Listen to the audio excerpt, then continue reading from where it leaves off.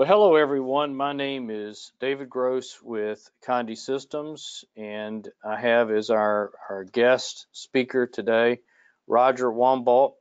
He is Senior Product Trainer at Corel Corporation, and this is going to be a little bit different kind of webinar today based on the feedback from the many clients that we have spoken to. We're going to sort of do, Roger, would you call it a boot camp, if you will? Boot camp or Corel 101, I think it rolls off the tongue a little nicer. Yep. So a Corel Essentials, Corel 101 kind of thing. The good news is we will be recording this webinar so that you can watch it again and again. And folks that cannot sit through these 2 hours will be able to pick it up where they left off, and folks that could not attend can watch it. So when I travel around the country, I just came back from a trade show. Ultimately, when people want to make money, for instance, with sublimation, one of the first questions I ask them is, how are your graphic skills? What program do you know how to use? And often they will mumble some words, Roger, or they'll say, well, I'm going to buy CorelDraw. And of course, we understand what that means. That means that they probably don't know how to use CorelDraw. And so the ability for them to learn to use Corel is going to be the key, the catalyst to the success of their business. And so the better and more competent you can become with whatever graphic software you're using is the key to life. In the case of Corel, you know, Roger, so we would say this is version what? Are we at version 19, if you will? No, it's actually 2018. We call it CorelDraw 2018. And if you were to go, go, I mean, in the scheme of things, yeah, you know, it's actually version 20. Version 20. And so the Corel Corporation has, in my opinion, single-handedly changed the world in a good way with the resources that are available in CorelDraw. They are just mind-boggling, all the things that Corel can do. And so obviously you want to learn the select features that are going to put food on your table. And so, Roger, with that, I will turn it over to you, and I suspect Ms. Sprite will join us at some point. That's excellent. Thank you very much, David, for that introduction. Good afternoon, ladies and gentlemen. As David's mentioned, this is Corel 101. There has been a number of questions or requests, rather, for more advanced information. I may not be covering those right off the bat. I've got a number of slides to get through. Once we've gone through the slides, then I'll open it up for questions towards the end. So without further ado, let's just jump right in. All right, so first off, we have the welcome screen. I'm showing you CorelDraw 2018. There's a number of people that have 2018 that are currently using it, and there are those, of course, that are using older versions. We've done some changes in the welcome screen. To start off, we have the Get Started. This is where you can see files that you're currently working on or have worked on in the near future, or in the recent past, rather. And I can also select New from Template or Open New Document.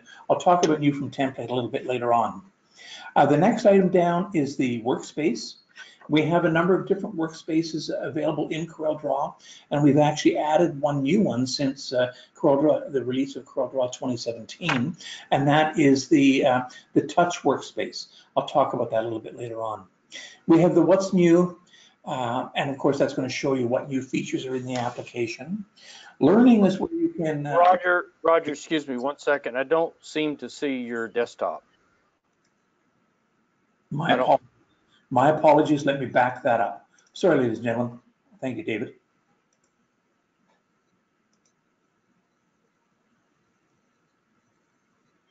And do we have it now, David? Absolutely, thank you. Perfect, appreciate that. All right, so as I was saying, this is CorelDraw, Corel 101. We start off with the welcome screen. You can access the welcome screen from the tabs across the top. If that is not there, if you've closed that tab off or set it so it doesn't appear, then from the help menu, you can select welcome screen here and bring that up. On the welcome screen, you can see a number of different things such as the Getting Started. Getting Started allows me to create a new document. I can go new from template, or I can open up an existing file. Workspaces is where we find the various workspaces that we can select, including the new one, which was introduced in CorelDraw 2017, and that's the touch workspace, and we'll look at that a little bit later on. Under What's New, there are a number of different tutorials that you have access to. These are various playlists. I'm sorry. Under What's New, we have the features that are new to this version of the application that we've updated. Under Learning is where we have the playlist of various tutorials that you can access to learn more about the application. Gallery is strictly there for inspiration within the application. These are images created by various users and submitted to us that we have displayed in here. Gives you an idea of the type of stuff that you can do within the application. Now, the Get More was completely redesigned for 2018. It is a little bit different than 2017. In the Get More catalog, or within the Welcome Book, I have access to a number of different special offers, various applications, plugins, fonts, and then, of course, content. One thing I want to point out is that in these categories, you'll see that you can purchase them. There are also some that are free. Now, Ben Vista for Zoom, for example, is a free plugin. I currently own that, and that's why it says owned. If I look in some of the content, here I can buy some. Yeah, if it was free and I haven't owned it, then I'll have the option to download it. It will change to owned. So these are all your bitmap textures, your fills, and that sort of thing. Let me just go on to the next thing, and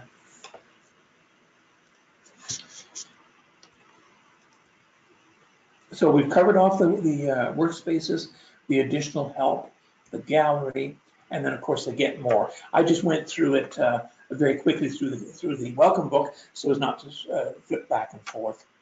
The interface. So looking at the interface, first we start with the drop-down menus across the top. This is standard with many applications where you have drop-down menus across the top, and this is where you'll find all the features within the application. Directly below that, we have a standard toolbar. This is a plugin that I currently use. We won't cover that off. So yours will have the create new document, open, save, print, and there's a number of very common functions and features that we have on the standard toolbar. Below that is the context-sensitive property bar, also called the interactive property bar. And the reason it's called that is because it will change depending on the tool that I have selected. So for example, if I select my crop tool, if I select my zoom tool, you see that the interactive toolbar changes, and it gives me more features or more flexibility with that particular tool. Down the left-hand side is my toolbox. Any tool that has a black triangle to the bottom right-hand corner, that's an indication that there's a flyout.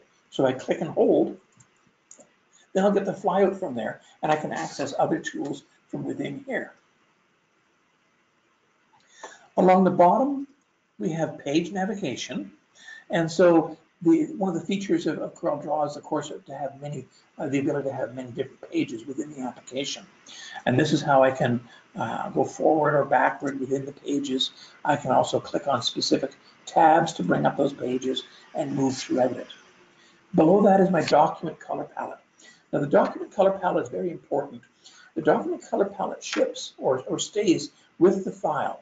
Let me just create a new file to demonstrate that. I'm going to grab my rectangle tool, left click and drag, and that's going to create a rectangle on the page. If I left click on a color in the toolbox, it's going to fill this. You'll notice that my color palette now has that red in it. The reason that's important is because if I'm doing a design that has a number of different objects in it that are red, and I'm using, let's say, spot colors, I want to make sure that I'm not using different spot colors. I want to make sure I'm using the same red for all objects. Once I've picked the one color, I can easily come back here and I can color those objects, and now I'm assured that I'm using the exact same red for all of my objects. So it's important to have this document color palette travel with the file. Below that is my status bar.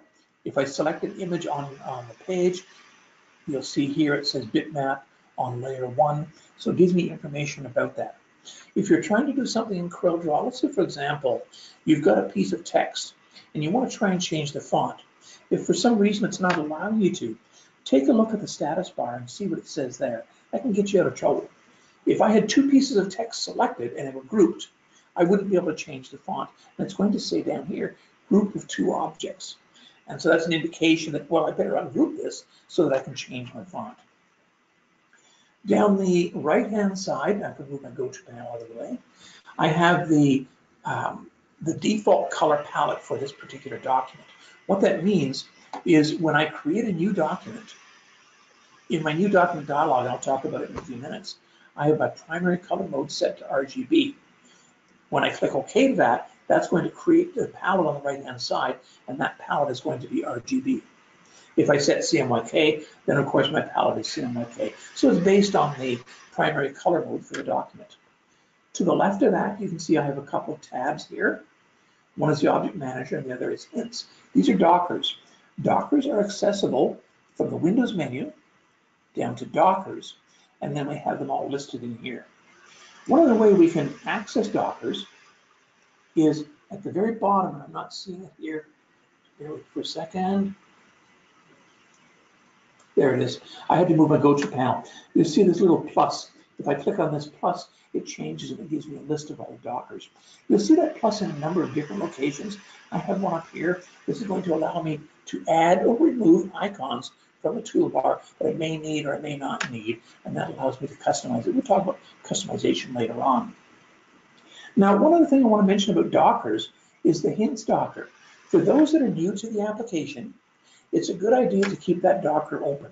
You can access it from the Help menu down to Hints, or from Windows, Dockers, and you'll find it in here as well. The reason I say to keep it open is if I come over here and click on a tool, my Hints Docker is going to change, and it's going to show me how to use that tool. So for example, if I had two rectangles here, and I come down here, and here's something interesting, I wonder what that's all about, or blend. The Hints Docker is going to change, and it's going to show me how to use that blend tool. So it's important to keep that open. One other thing I want to bring up for this group is under the Help, highlight what's new since version X7. Anything we've added to the application since version X7 will now be highlighted in this peach color. So it gives you an indication as to what new features we've added. For those who are using X7 right now, it'll show you what we've added since then, and maybe give you some ideas to why to upgrade and that sort of thing. I can click on a tool that's new since X7, and over here find out all about that, how it's changed. So it's a great way to learn the application as well. We've covered toolbars. So understanding Dockers, I've mentioned what a Docker is. I just want to show the Object Manager Docker. That's another one that can help an awful lot. I'm going to go to this particular document because it's fairly straightforward in here. My other document, there's a number of pages and layers. So what we see in the Object Manager is, to start off with, we're on page 1. I have a guides layer. I have my main layer, and it shows two objects on there. If I create something different, I'm going to draw a polygon, and I'm going to give it a different color fill. We can see that here in the Object Manager. If I select two elements and group those, I'm using Control-G to group, then in here, I see a group of two objects. So it's a great way to find elements in there. If I'm looking for specific bitmaps, if I want to find different color models and that sort of thing, I can do that. If I expand the Docker, here I have the ability to turn on and off object properties, and it's very easy for me to see what colors these elements have. Let's just go back here. Now, what you're seeing on the screen now, the little blue cursor or the circle, CorelDRAW does a backup about every 20 minutes. When it's doing a backup, it's a good idea just to let it do its thing. Sometimes if you go a number of clicks ahead of what it's trying to do, you can end up closing the application down unceremoniously. I can use that phrase. So in the Docker, Object Docker rather, there's icons here. This will make a layer invisible. This makes it non-printable, and this will lock. So I've got a layer here. I want to add another layer. I'll draw an object. And if I make this layer, unlock it, I can make one visible, one invisible. I can make it printable, non-printable. An example where I might want to do that is I've got a design, maybe it's based on a photograph. I'll import the photograph in and lock that on a layer, and then I can do my design work on top of that without worrying about the design or the image moving around. My rectangle tool is selected. I'm going to tap my space bar. It toggles me back and forth. I'll explain that a little bit more later on. We'll talk about that. All right, so setting up a page, I can go File, New, or I can click on this icon here, or I can do a Control N, and that will allow me to create a new document. I can type my name in here. The name will then appear on my title bar at the top. I have some preset destinations. So I have custom, I have web, and you'll notice that right now I have custom letter size page, 8.5 by 11, RGB, and I'm enhanced, and my unit of measure is inches. If I come up here and I select web, well, we know automatically we need to go into pixels. It sets my default page size. RGB, web is typically RGB, and then the rendering resolution is 96 dpi. So what is rendering resolution? It's the resolution that drop shadows and lenses get rendered out at. If there's anybody in the group that does large banners, anytime you do a design with a large banner, it's a good idea to go into here and change your rendering resolution from 300 dpi, which is default, change that to 96. That's going to speed up the print time quite a bit in that it doesn't have to push a 300 dpi bitmap image or lens down to the printer and then print that out. 96 would be more than adequate. I'm going to cancel this off. Or actually, sorry, let's continue here. Let's go back to the custom, or I can select the CorelDraw default. Default is CMYK. If I wanted RGB, then I can certainly select the default RGB. I'm going to click cancel on that. We don't need to create a new page right now. Grids, rulers, and guidelines, quite often with the Condé templates, they're very precise. They're very nicely done. It will typically tell you where elements go. In a situation where you want to have some more precision or you want to have guidelines on there, you can certainly do that. Your rulers are along the top and along the bottom. By default, the 0, 0, now this is wrong here, let me go to this one just to show you. By default, the 0, 0 position is bottom left-hand corner. I've changed it on the spot. To change the 0, 0 position, it's simply a matter of left-clicking and dragging in the intersection and dragging this down here. My 0, 0 is now bottom left. Let me just move that back to where it was. If I hold the Shift key down, I can actually move my rulers right out onto the page, and that will allow me to get better accuracy or zoom in and have the rulers close at hand. Shift, drag it back, and that will move my rulers back for me. A guideline simply is left-clicking and dragging from the ruler, and I have the ability to bring guidelines out on the page. I can bring up multiple guidelines, both vertical as well as horizontal. Excuse me. I can click a guideline, and I can also rotate. Under the View menu, I have the ability to turn on snapping, and I can snap to guidelines. So if I'm drawing an object, and I want to make sure it's nicely lined up, I can actually have it snap to the guideline. To delete a guideline, simply matter of clicking it and hitting the delete key. Alternatively, if I double click a guideline, it will open up the guidelines docker. And in here, I can see all my guidelines that I have, and I can delete them from here as well. And let me just delete these here. You'll notice that the guideline is blue until it's selected. If it's selected, it's red. I do have the ability of changing the color of guidelines as well. Or dropping a color rate on it. And so now this guideline is green.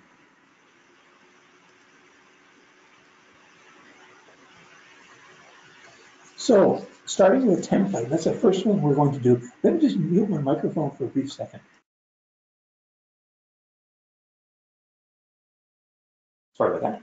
All right, so starting with the template, we want to go File, New from Template, and this is going to bring up the new template dialog box. In here, there's a number of different templates that I can use whether I want to do a brochure, business card, or whatever. And one of the things I tell the folks at Condé, and I've been down there 3 or 4 times now for the open house, and I've had a lot of fun. I've had a lot of pleasure showing your customer, Condé customers some of the features within CorelDraw. And one of the things that I like to talk about is this new from template. As I mentioned, Condé has a large number of templates that you can use. So for example, you're doing a baby bib. My recommendation is to bring that baby bib into CorelDraw, do the design that the customer wants, and then typically what people would do is, I'm done with the design, I'm either going to file it away as artwork for Stephanie or whoever the customer's name was. My suggestion is don't do that. What you want to do is you want to save it as a new template. And the advantage of that is we have a number of templates down here. If I save it as a template, it will come into this area, which is my templates. And now I can take this baby bib that I created for Tammy, open it up simply by double clicking on it, and I can change this to maybe change the name to Stephen, make the hearts blue, and now I print it out again. It saves me having to redesign all over again. So if I can use one of those templates, then that's a great way to save a lot of time. Again, so creating the templates in here, here's the flip-flops, and there's a number of other templates that I've got in here that can be used. So it's a great way to save time. You'll also notice that in here, I'm going to grab my flip-flop. No, not that one. Let's grab this one here. When I save a template, and it's very easy to do, I have the ability of adding designer notes. So the part number on this is the P500. It's the baby bib. And this gives the information. This information is right from the Condé site. So when you download the template, sign in and download the template that you want to use, grab that information, put it into Notepad, and then when you go to save it as a template, you can put that into the details. You'll also notice down here that this is the fleece blanket and the burp cloth. For the flip-flops, there's a specific tool that is required to put the strap in the notes that's mentioned there as well. So when you do create a new template, you can mention that in the designer notes. Again, a great way to save time. Okay, let's talk about file formats now. We've often heard, I'll talk about raster images first. I'm sure you've all heard the term bitmap, and you know a bitmap is to be something made of pixels that you can't make very large without losing quality. That is true. Now, the difference between a bitmap image and a raster image is like saying a Kleenex versus a tissue. A bitmap image is the file name or the file type designed by Microsoft, and it is their raster image. A JPEG is also a raster image. So collectively, they're called raster images. Individually, they're either GIF, PSD, JPEG, TIFF, PNG. PSD, of course, is Adobe Photoshop. CPT is Corel Photo Paint. A raster image has the ability to show beautiful continuous tones. The drawback is that you typically cannot enlarge a raster image any more than about 20% without losing quality. And the file size can be substantially larger. A vector file format is a file format made up of line segments that have start and end points. These start and end points are referred to as nodes. So these are nodes along the way of this path. A vector object can be increased in size anywhere from 1 inch to 100 feet and still be clean, crisp, and sharp. CorelDraw's maximum page size is 150 feet by 150 feet. And I can certainly take this element here and we lock that. And I'm going to make this 150 feet, which is 1,800 inches. And now if I do a F4, it's going to zoom to everything on my page. There's this image now. It's 150 feet tall by 1,200 inches, which is about 100 feet wide. So clean, crisp, and sharp. If I go into wireframe, you'll see the image. Oh, you can't see my page there. There's my page right here. So you can see the page in relation to him. So quite large. I'll just cancel this out. And I'll do a Control-Z to bring that back down. And I'm going to do a Shift F4 to zoom to my page. And I'm going to go back into enhance mode. I did a lot of keyboard shortcuts there. I'll cover all that off in a moment. So again, CDR file format is the CorelDraw default. EPS and AI are for Adobe Illustrator. DXF is AutoCAD, and there's some other vector file formats here. Now, look at some of the tools in the pick tool or in the toolbox. So I just want to double check and see if I have any questions in, not as of yet. Okay, that's fine. If you do have any questions, feel free to type those in, and I'll check that periodically. I'll also take a look at it towards the end, and we can answer those questions off. The pick tool is the tool I've been using to select elements. Left click, and then I can left click and drag, and it will allow me to move objects around. If I do a second click on it, you'll notice that I have corner arrows. This allows me to rotate an image. If I grab the up and down arrows, it allows me to skew the image. And that might be more effective if I did that on a rectangle. You can see what that looks like. So I can skew the image up and down, side to side. The center target in here, if I click on that and drag, I can actually move that wherever I want to, and that becomes a pivot point. And so the object will pivot if I grab those corners. I can actually move this directly out of there, and now if I move these corner arrows, it's going to pivot around that point. That's typically what the pick tool is for. It's for moving objects and that sort of thing. Now, I'm going to go to the next slide because we talk about grouping and ungrouping. I've mentioned the term group already, and think of it this way. There's another option similar to grouping. It's called combining. We'll talk about that later on, but grouping is like taking a handful of pencils and putting an elastic band around them. They're all still individual pencils in there. They're just held together. So if I take this element here and I select it, it's called a marquee select, where I select the entire area like this.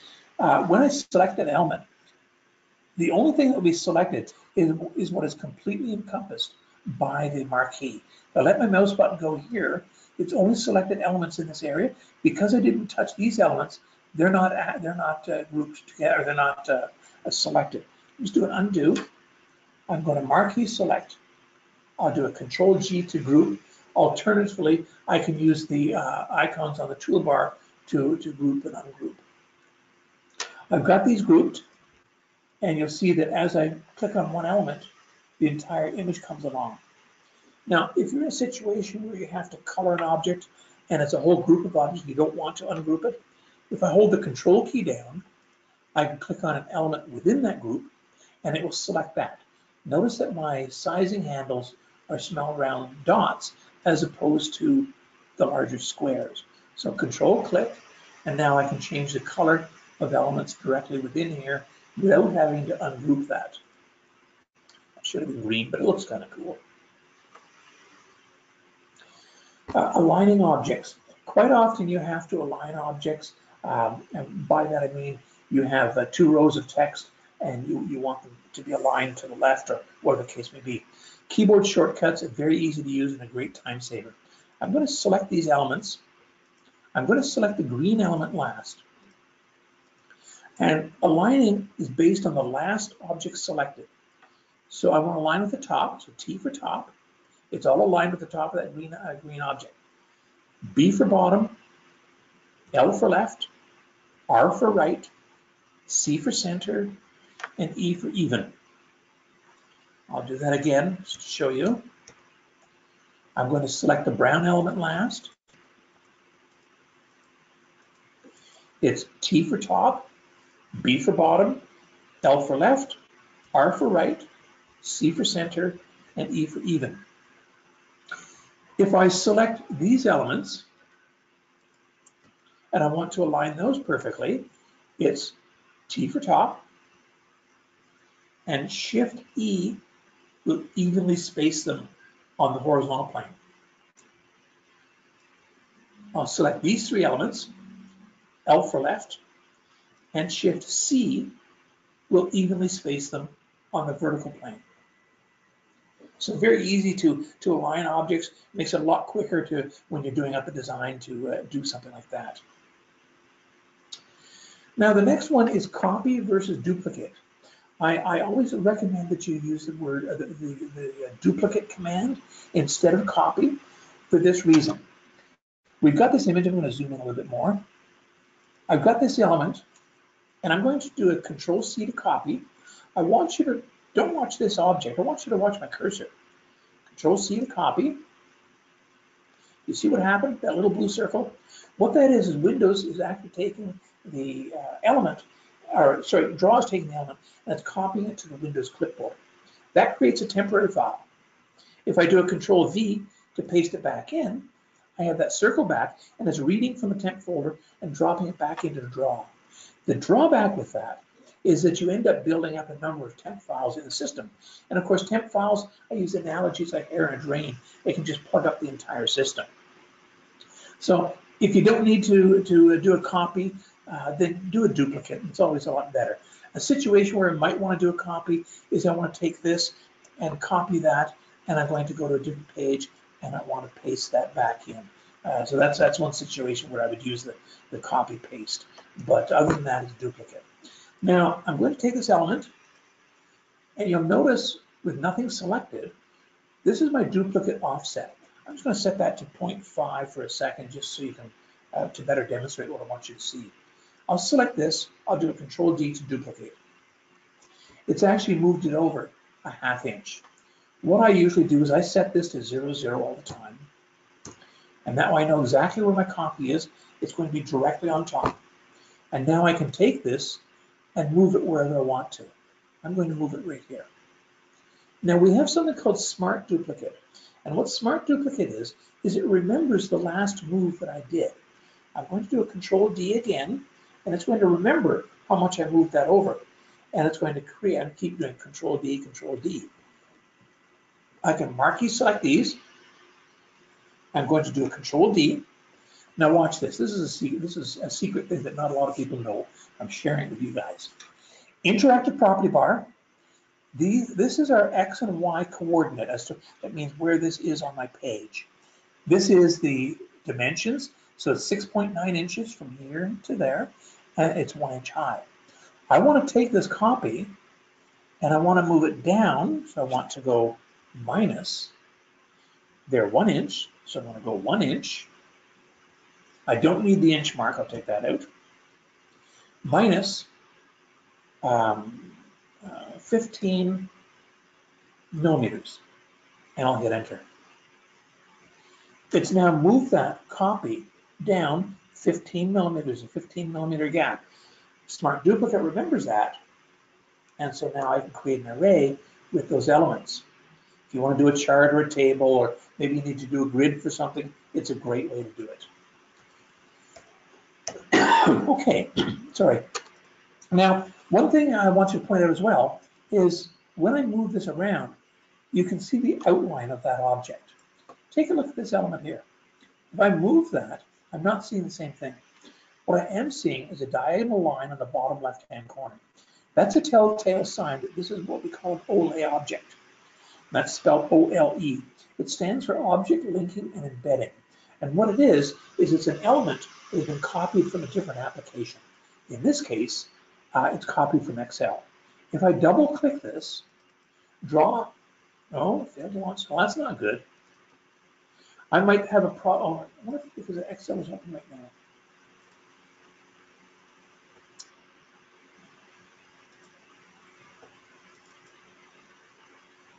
There we go. So Excel was open. That's what caused that. So it will launch that file directly into Excel, into a server application, whereas Draw is the host.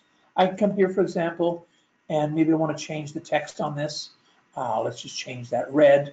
I want to edit this. An example where I might want to use something like this is I'm doing up a brochure or maybe a catalog, and I have a spreadsheet for my order sheet, and we're not sure about some of the part numbers.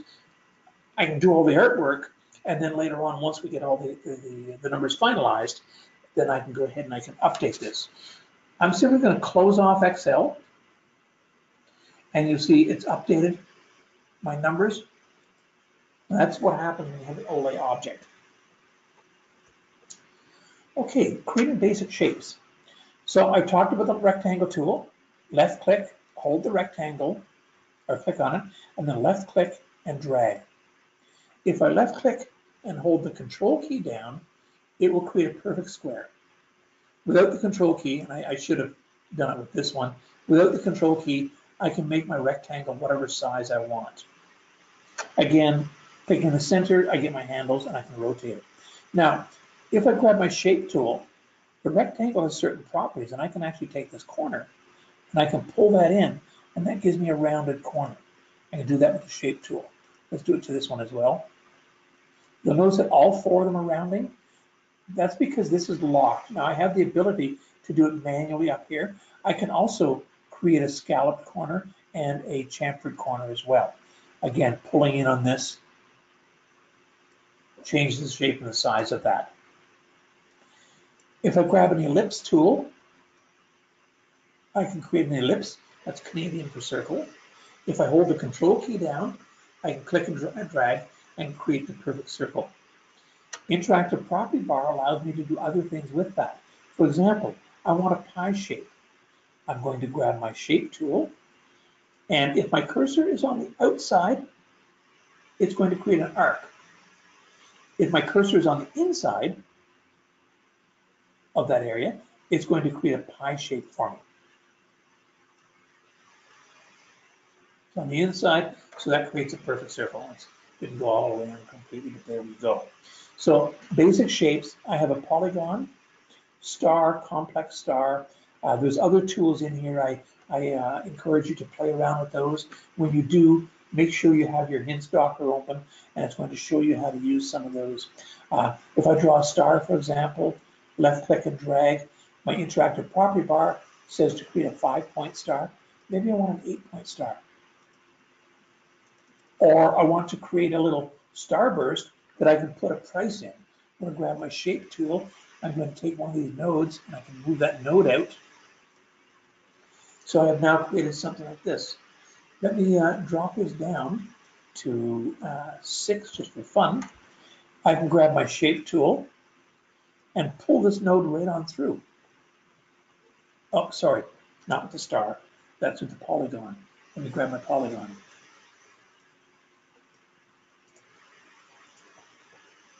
Grab my shape tool and pull this right on through. And I can create some pretty cool designs with that. Okay, that's just creating basic shapes. So I encourage you to just play around with the application. When we talk about shapes, there's a number of commands that we can use for shaping objects. Here we have a polygon. We just seen the polygon on the last page. And you know that I can pull this node in, or I can push it out and create various shapes. I've also mentioned that when I have multiple objects, or my status bar, interactive property bar, will change depending on what I have selected. You see what it is right now. If I hold the shift key down and select the ellipse, it's changed. It gives me new commands up here. So I'll select this element. I'm going to select the yellow element with the shift key held down. And here we have some different commands. The first is combine. What combine will do is it will create one object out of the two objects, and it will create a knockout where the objects overlap. You'll also notice that my new shape is now yellow with the red outline. Let me do a Control Z. I'll now click the yellow object first and the purple object last and use the combine again. So the shaping command, or the shaping commands, base the results on the last object selected. That's something you want to remember. I'm going to select this element, this one, and actually let me just move this guy over a little bit. Here we have weld, and weld, if you think metalwork, we're welding pieces of metal together, it becomes one. And this is a single object that, that I can then take and use that. An example where I might want to use that command, if I draw a number of ellipses and I have them all overlapped, if I weld them together, I now have sort of a cloud shape. Draw right now is basically doing its backup again, as I mentioned. It does it every 20 minutes. That's what that's to. So this is a single object. Undo that. Next one over is the trim. Play with these. Simplify. What I've done there is I've used the simplify command. Simplify acts as a cookie cutter. So it's taken a purple object and it's cut it from the yellow and from the green.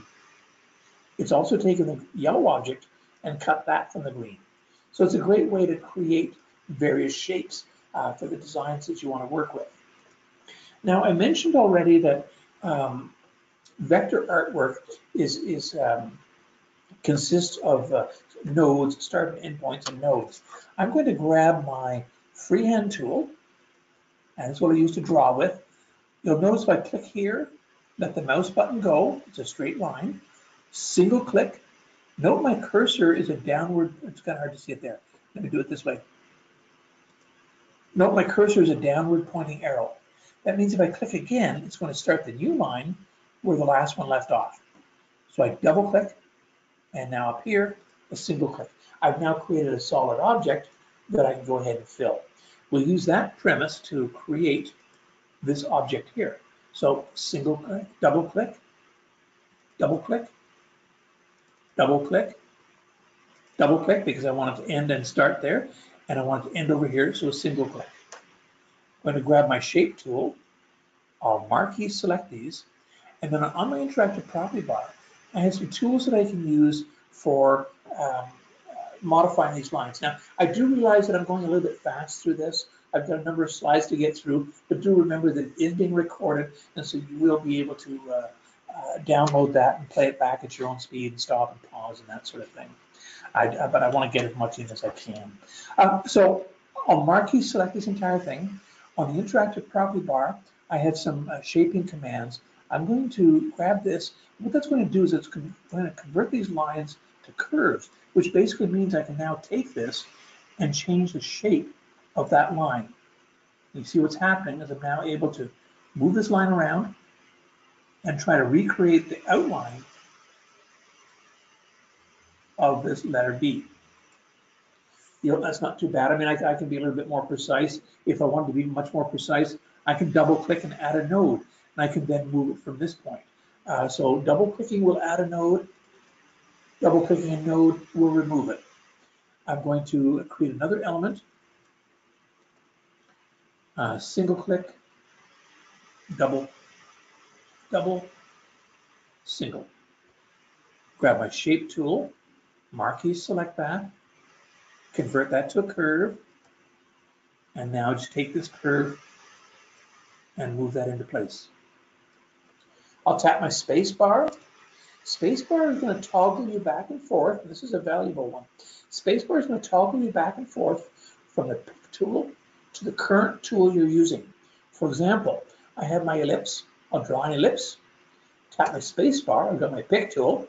I can move this down here. Tap my space bar. It puts me back to my ellipse. Tap my space bar. I now have the pick tool. If I select a rectangle tool, draw a rectangle, tap my space bar. I've got my pick tool. Tap my space bar, and I got my rectangle tool back. So it's good to remember that instead of having to go all the way over here to grab the pick tool, just tap the space bar. If I happen to have the text tool selected, tapping the space bar is going to give me a space. So instead, it's control space bar, and that gives me my pick tool if I have the text tool selected. So let's take this element. I'm going to do a control D. I'll hold the control key down while I drag that. And holding the control key while you drag is going to constrain that. I'm going to put this right down here. Doesn't quite fit, but this is close enough for government work. I'm going to take these elements and I'm going to give them a yellow fill. I'll take this one here. I'll give that a blue fill, a nice blue. And here you can see if I move these out of the way, that's a solid color. I'm going to select these two elements, hold the shift key down, I'll select that. And remember the combine creates a knockout where objects overlap. And so now I basically recreated the letter B. That gives you an idea of how to manually redraw something. I talked about the nodes, and there are nodes are starting endpoints. Something I didn't show you is there are 3 types of nodes. And so let me just let me clear off this page. And what I did there is I double-clicked the pick tool. Double-clicking the pick tool will select everything on the page. I hit the delete key and I've deleted it. The reason I didn't delete this is because this element is actually locked. And this one, if I look in the object manager down to my master page, because this object is on every single page, is actually down here, and that's on a locked layer as well. So you can't move that because it's locked, and it's on every page because it happens to be on a master page. If I draw a line like this, actually, I may show you this in the next, I'll show it to you in this file here, the types of nodes.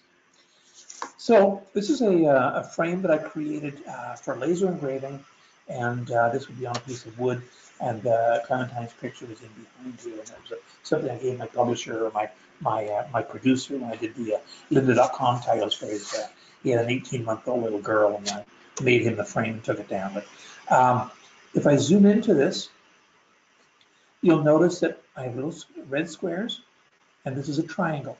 That's the starting node. If I go to Tools, and this is new in 2018, down to Options, I'm going to expand Workspace. I'm going to select Nodes and Handles. Here I have the ability, and I should have reset my defaults before starting this, so you can see what it would look like normally. I currently have small nodes selected, and I can change the node shape: square, circle. The three types of nodes are cusp, smooth, and symmetrical. My symmetrical by default is typically a diamond shape. I prefer the polygon. It's easier to tell the difference between that and the square. I can also set my coloring in here. Let me make this a medium size, and I'll click OK. So my nodes are a little bit larger. If I click on the mouth here, you can see we have a circular, we have our polygon, and we have a square. Now, how do they differ? The square node gives me the ability of creating sharp lines. The symmetrical node handles will move in unison with it. And the cusp node, they'll go in and out independently, but they'll rotate in unison. And that's typically how the three nodes react.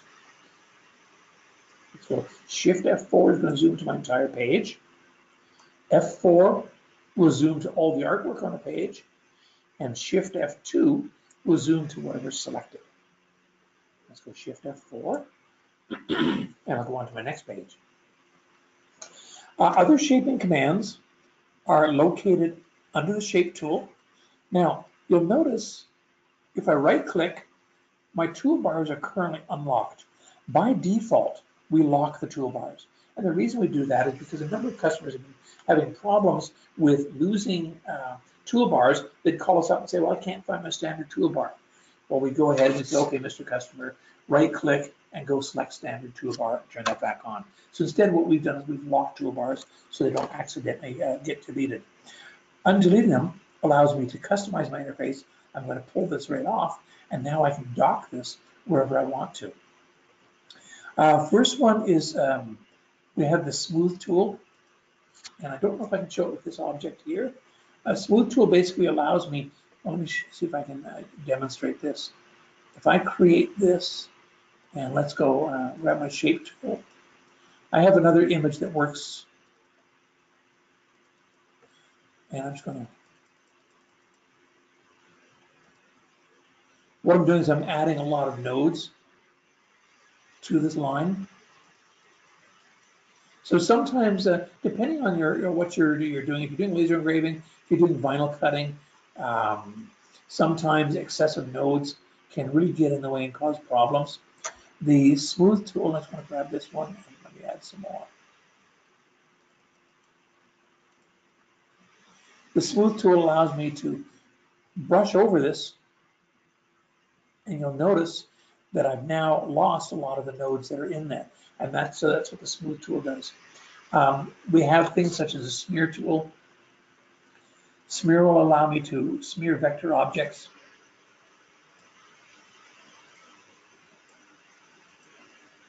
There is I have a twirl tool as well. This is not grouped together. Let me show you the twirl tool here.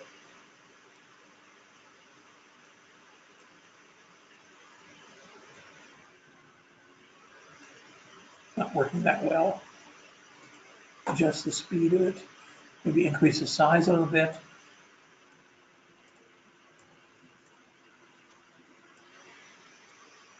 This can only be done with vector objects.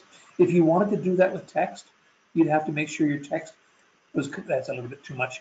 Make sure your text was converted to curves, and you can certainly do that. So there's some different shaping tools in there. Feel free to grab those and play around with them. Okay. One of the questions is, will we be able to rewatch this? Absolutely, it's being recorded. Can you snap a line segment to the edge, or will that affect the convert to curve? No, you certainly can snap to the edge from the, you're going to test me now. It's from the objects menu. We've changed the name for those running with X8 or earlier. It's the arrange menu. It's now called objects. I usually work with the older menus, but we want the alignment Docker, and that will allow me to snap to various positions. So I come in here, alignments, dynamic guidelines. I have the ability of aligning objects to various positions within the application itself. So let's just go back to my hints doc. I want to keep that one open, and we'll go on to the next page. Now, I'm just going to close this off. Another common question we get is, I've got my page, a nice design. I want just this windmill out of here. So I'm going to left click and drag. I'll double click, and now I've lost everything. Why did I lose everything? It's easy. When I crop from an image, I haven't told it what I'm cropping from, so Draw assumes that I'm cropping from the entire document, and that's why it gives me just this. If I select my object first, tap the spacebar, go back to my crop tool, and now I crop just this, I'll lose the rest of it, I'll keep just this. And this is vector objects that I'm cropping, it still remains as a vector object. The knife tool is, now do I have this next page in here? I do, so let me just go back here and talk about the virtual segment delete tool. A virtual segment delete tool, big name for a pretty cool tool. Previously, or in much older versions before we had the virtual segment delete tool, if I had an ellipse and I wanted to cut off a portion of this ellipse, what I would have to do is I'd have to convert this to curves, break this node apart, add a node here, break that apart, select the entire element, break it apart, and then select this piece I wanted to delete. With virtual segment delete tool, it's simply a matter of drawing a line, and then when I grab the virtual segment delete tool, I click on something that I feel is a segment, and then just delete that line. So it's a great way to break an object apart. If I take a look at this element here, I can click on any one of these lines, and it's going to break those apart. If I left click and drag, it will create a marquee, and it will break out any things that I touch. If I hold the Alt key down, I can do an irregular shape, let the mouse button go, and it will cut everything that marquee touch. Shift F4, and next page. Tap the space bar, I'm going to come up here. I'm going to grab my knife tool. Now, I can't really get a show of hands, and I don't have the people in front of me, but the question I would typically ask right now is, how many people do embroidery? In a situation where you do embroidery, if you're trying to create a split front, and those that do embroidery know what that is, those that don't know what a split front is, picture a baseball jersey that has a logo on the front. It's also a button-down jersey, so you have to split that logo. That's typically called a split front. Here I have a design that I've created. I've got text. Well, it's actually ungroup that. Control U to ungroup, or I can use the tool of the icons up here. So there's one object there. It's a group of 3 objects, and then I have my bitmap background. So let's just put that back into place. With the knife tool, you'll notice that I have the ability to do a straight line or a 2-point line. I can do a freehand, I can do point to point. I also have the ability of do the freehand smoothing in case when I'm doing the freehand. I can create an overlap, a gap, or none. I'm going to select an overlap, and let's go with a 0.5-inch overlap. And now, if I left click and drag through here, I hold the control key down, and see how that's moving? It's on 15-degree increments with the control key held down. If that wasn't held down, it'd be a free flow. So I want straight down here, let the mouse button go, and now I'm going to deselect. I'll select this half of it, and it didn't do it. Why did it not do it? It worked in rehearsal. There, give me a second.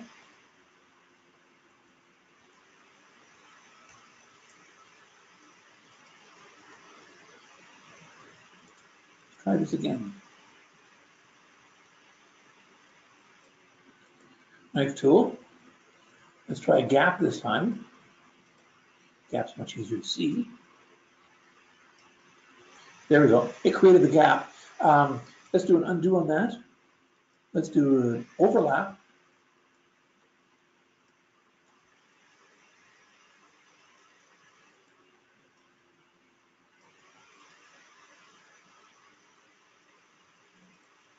And no, I'm not sure what happened there. Well, there is there. It looks like it just cut the fabric itself, but you can see it's got the 1/2 inch overlap. I'll have to play around with that. It's worked for me in the past. And actually, if I move this, you can see the cut there. So I'm not exactly sure what's happened with that.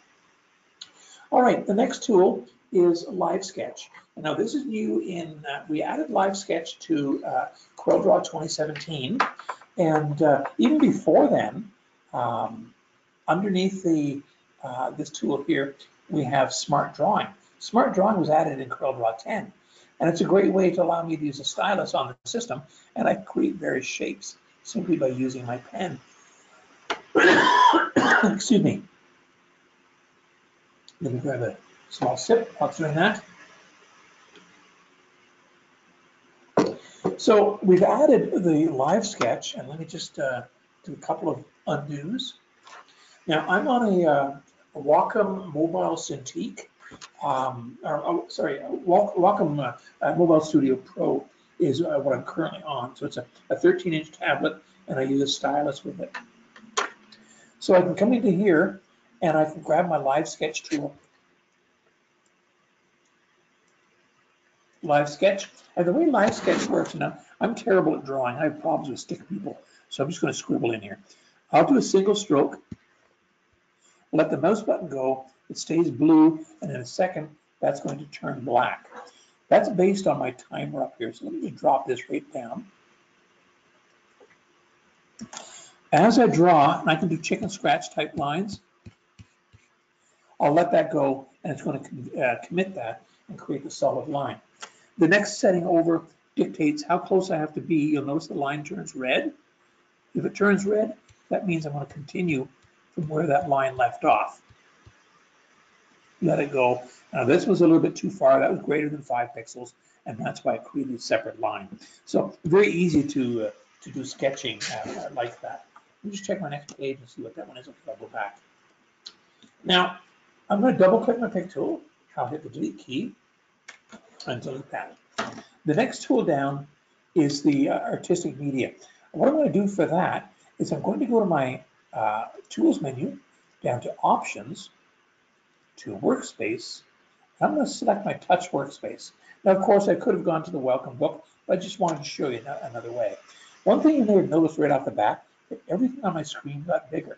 That's because when you're dealing with a touch device, such as a Surface or some kind of laptop, maybe you've got a 3-in-1 laptop or a tablet, you want larger controls that are easier to handle. And that's what we've done here. So we've removed our drop-down menu. Sorry, we've moved our drop-down menus. Bottom left-hand corner. They're right down here. Let's go ahead and click on that. And it's not doing anything. Just a second here. Oh, I seem to have frozen a little bit.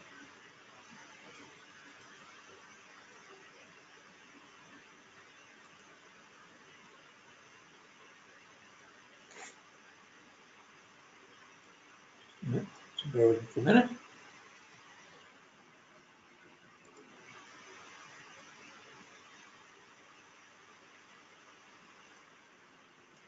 No, it looks like I've, bear Bear with me for a second, ladies and gentlemen. I'm going to end this off, the application. And let's go ahead and start it again. Feel free to type questions in if you have any. I'll see if I can answer those now.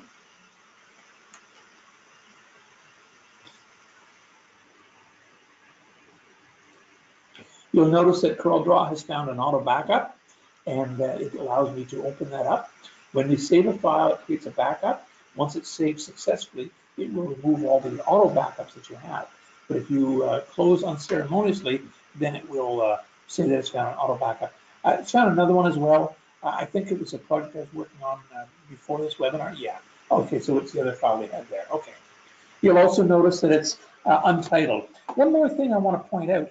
Notice that the name, this is new as well. See the asterisk to the right of the name? If I go ahead and I save this, and I'm just going to save it right to there, I'll click on save. Once that's done, the asterisk is now gone. If I make a change to it, the asterisk comes back. So that's an indication that the file hasn't been saved yet. So it's a great way if you're working away again, you get interrupted, you have to go back to the system. Did I save that? You'll know right off the bat. I'm going to go into page sorter view. I'm still in my tablet interface. Let me just go down to the page where I left off at, which is right here. And now, so in the tablet interface, we have the artistic media tool, and there's a couple of new tools in here. The first one is the calligraphic, and we support not only the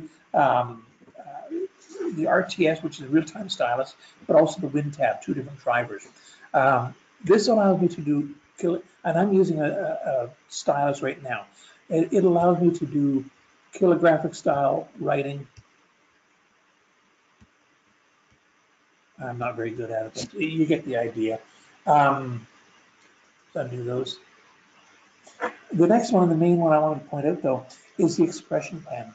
Now, the expression pen has a number of different settings, and you won't get all of these settings if your pen does not support it, or if you're not in the touch workspace. And those settings are, you have pressure, so I'll do a light stroke, and I'll push harder. So you can control the width of that stroke simply by controlling the pressure on the screen. Where we set that from is, and I'm not seeing my tablet down here. Let me just try something. I'm going to go back to the other workspace. This isn't working properly. Just a second here. I'm in, oh, it says I'm in the default, but I'm not. Let me go to touch. Something might be happening with the system. I'm in touch now.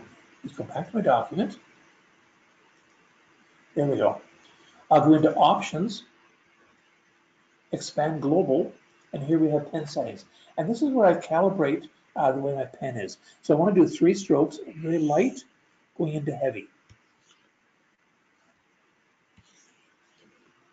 And what that's done is it's calibrated my pen for me. I'll simply click on save, and I click OK to that. And now when I do my stroke here, let's grab the proper.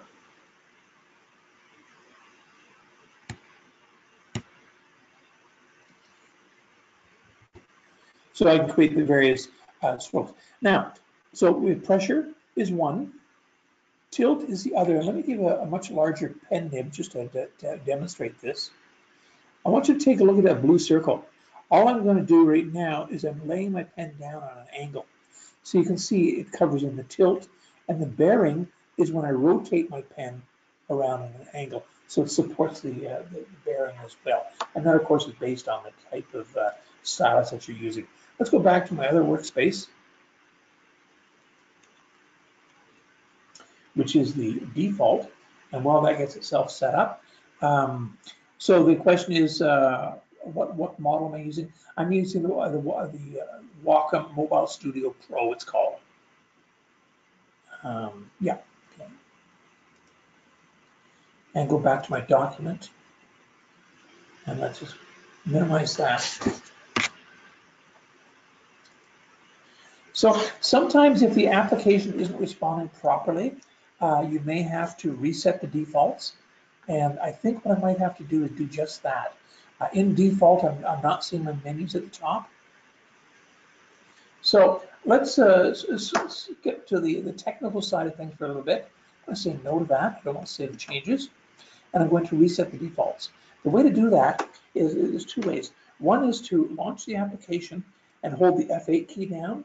You'll get this message, are you sure you want to overwrite the current workspace settings with the factory defaults? Say yes to that. And what that's going to do is it's going to reset the defaults for me. Now I have a couple of keyboard shortcuts that I've been using, and so I may have to recreate those. If I go to my Get Started, you'll notice that this is now empty. So I want to open up a document, and we'll go back to our file that I'm dealing with.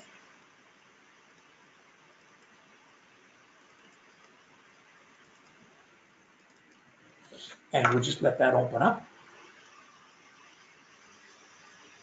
So the keyboard shortcuts I'm using, I'm on a Bluetooth keyboard that comes with the Wacom, and I don't have a page up, page down key on this. So as a result, I've had to customize that in. Let me slip to the customization right now. Actually go View, down to Page Sorter View, and let me talk a little bit about customization. And no, I'll get customization when I get it.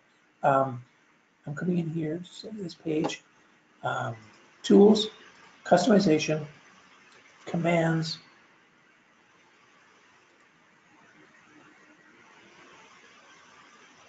and the commands I want to customize are in the View menu, and one is Page Sorter View. I assign that the shortcut key letter S. It's already assigned to Live Sketch, so what I usually do is I change Live Sketch to be an Alt S. Also in the View menu, I use wireframe a lot. I use the letter W. And to get out of wireframe, I want to go to Enhanced View. Now, Enhanced View, you might think I'm going to use the letter E for Enhanced. That's already assigned to even alignment. I'm going to use the letter Q. And an easy way to remember that is I want to quit wireframe, and they're also side by side, so I can toggle back and forth very quickly. The next one I'm going to do for this is next page, because I don't have those keys on this keyboard. Number 2, and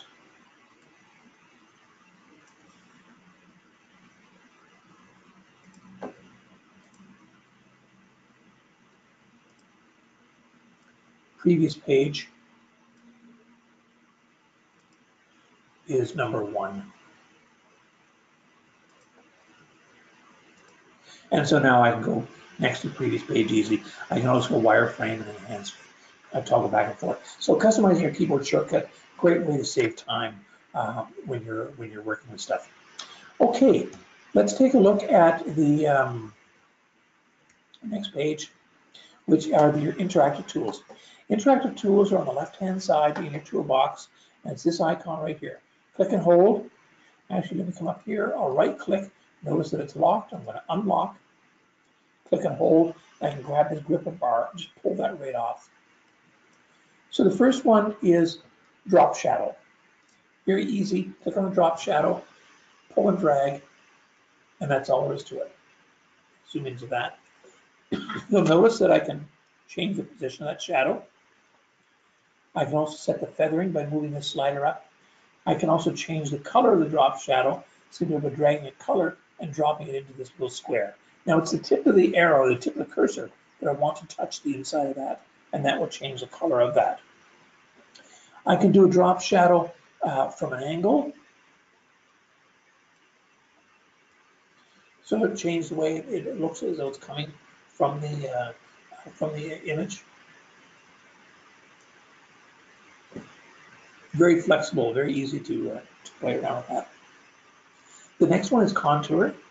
You notice how I pan across my page, and I still have that tool selected. There's 2 ways to pan. One is to tap the letter H, and it will allow me to pan. But then I have to go back to the previous tool, which was contour. So I have to click over here. I've got a roller ball on the center of my mouse, a little wheel. If I push that wheel down, it gives me my hand and I don't lose focus from the two that I had. I'll select this, and let me just give this an outline. Right click for outline, and with the contour tool selected, I can go to the center, I go inside or outside. I'm going to select outside, and now it's automatically done one-step contour with this offset. I'll drop that down, and if I bump this up one more, you can see it's now done an additional contour. I do have the ability to break this apart, so if you're doing vinyl cutting, you can select your contour from your objects menu, break that apart, and then I can select my contour group and ungroup that. And I can now pull these off into separate objects and vinyl cut those, or whatever the case may be. Let me just put that back into place. I've got to watch my time here too.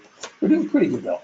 A blend, you saw the blend very briefly when I was in the hint stalker rather. A blend allows me to go from one object to another, and it will do the tweening for me. If I left click and hold, I can grab my blend here. I can also grab it up here. Left click and drag. I've gone from an ellipse to a square. I can change the color as well as the speed of transformation this way.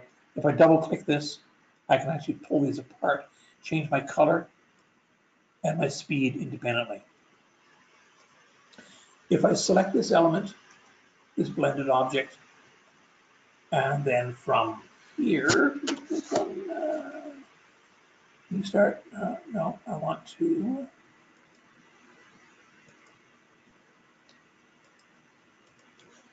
second, let's get this out of here. Fit blend to path, and it will actually go along that path. More interactive tools. There's a number of different distort tools, so I can push these out, do all sorts of distortion on them, and that sort of thing. This is my envelope. I'll show the envelope a little bit more. Some of the features that we've done, changes we've done in 2018 have been great improvements to the envelope tool. And of course, I can do the extrude as well. When I extrude an object, I can go ahead and I can color the sides. I can do any number of things. Do this. Go blue, and let's go pink. So that's basically coloring the face of it. So playing with the extrude, play around with these, and you have a lot of fun. This allows me to change the vanishing point. Okay, so then the Shift F4, and then down to my next page. The block shadow is new in 2018.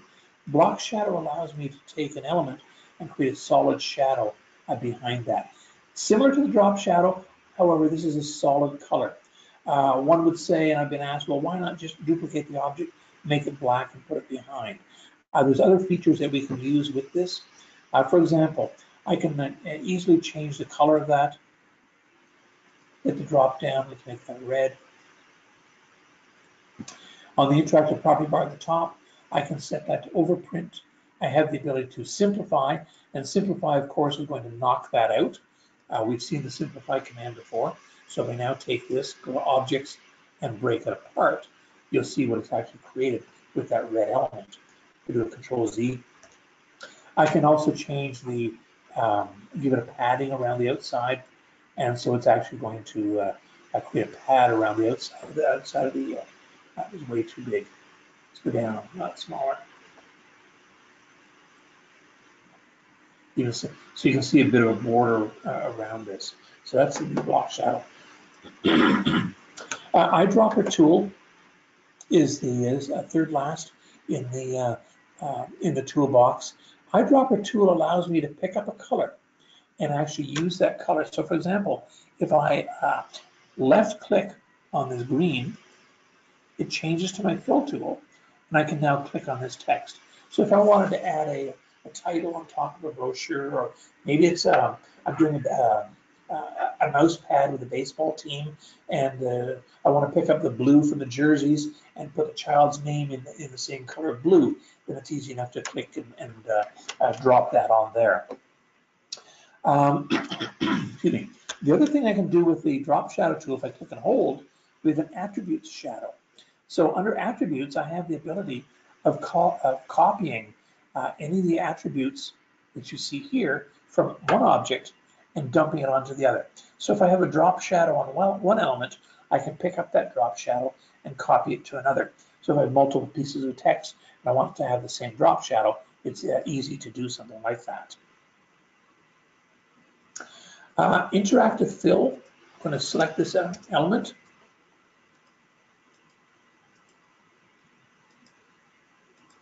And draw is taking another pause on me.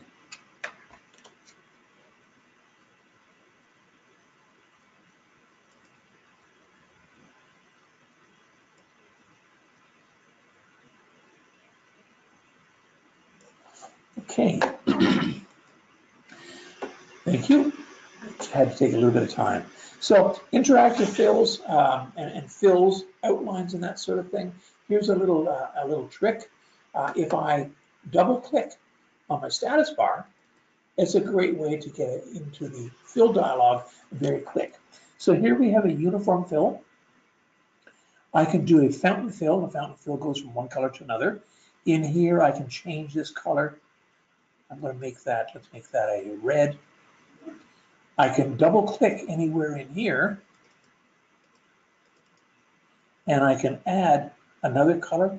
Let's go yellow. Ew. There, that's better. And that's currently orange. I want to change that and maybe I want to go blue. I can certainly do that. I don't like that. I can change this around, mix up the colors, do all sorts of things with this. I also have the ability of making this a radial fill. I want to do it this way, or I can do square. So it's very easy to do something like that. The next one over, we have vector pattern fill. And so the vector pattern fill, you create your own patterns. Also, you remember in the Get More, I showed you where you download the content pattern fills. That's where you'll find those in here. So I'm doing vector pattern. I'll pick up the vector pack. And so here we have a number of different vector pattern fills. I also have my bitmap fills. And again, you'll find those in here. Double click on that. And I can change the fills to whatever I want. We have texture fill. And the final one is what we call postscript fill. Let's cancel that off. Go to my next page. And now let's talk a bit about text. I've shown you graphic elements and whatnot. Let's talk a little bit of text. So kerning and leading, I'm sure you've heard the terms before. Kerning is the spacing between characters. Leading is the spacing between lines. This is what we call paragraph text, and I'll explain paragraph versus artistic in a moment. If I grab my shape tool, this is a quick and easy way to change my kerning. So it's the spacing between the lines. Or my leading. Holding this down like this will change character spacing. With the shift key down, it'll change word spacing. Let's bring that back out. It's kind of chewed up. So types of text, I should have had this slide before. The other one, easy enough to do. I can just move that over there, and that's now changed the order of it. So types of text. Artistic text is text is typically used for titling, large text elements, and that sort of thing. To create it, click on the text tool, click once on your page, and start typing. So this is basically artistic text, and the status bar tells me it's artistic text. The advantage or the benefits of artistic text is it can be deformed, it can be shaped, you can do a number of different things with that. I can then extrude this if I wanted to, and just play around with that. Let me give that an outline, and so you can see what that looks like. Paragraph text, same tool, click and drag. That now is creating a paragraph text frame.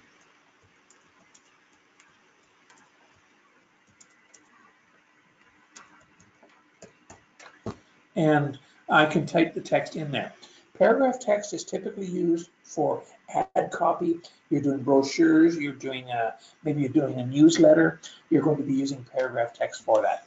Paragraph text has word processing capabilities in that I can do drop caps. I can add bullets, the justification, a number of things like that. So that's the main difference between the two of them.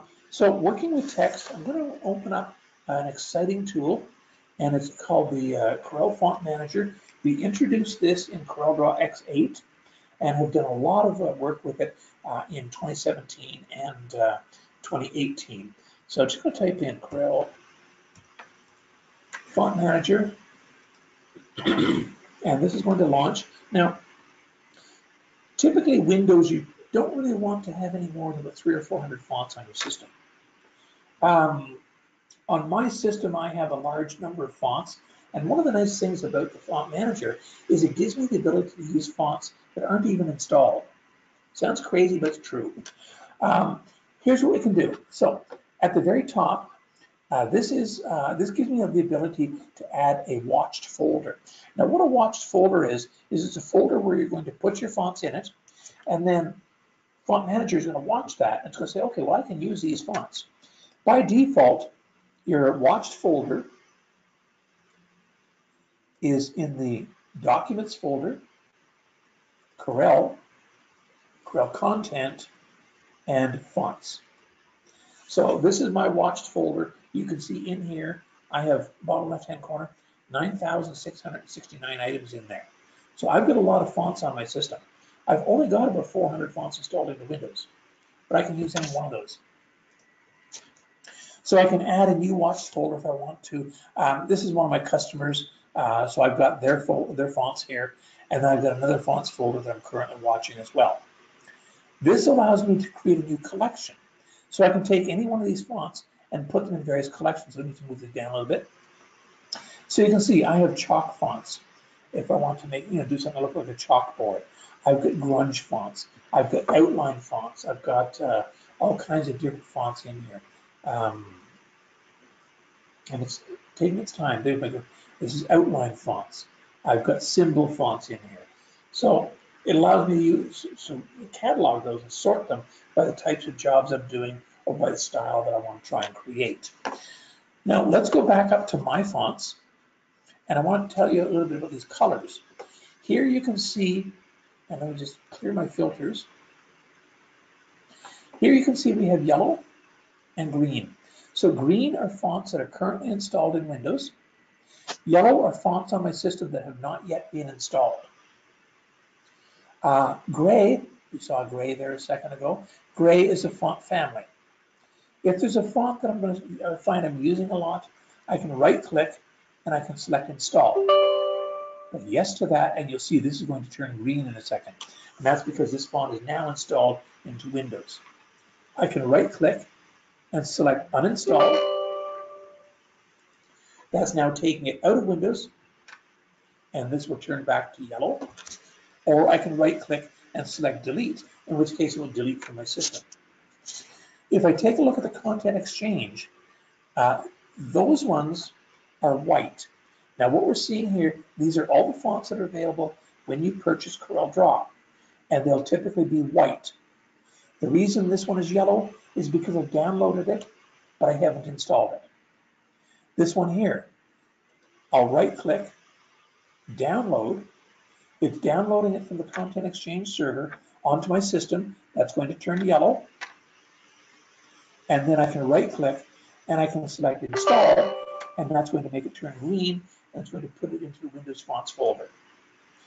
So that's the gist of it, the colors and how they all work, and this folder. Now we have a number of different filters.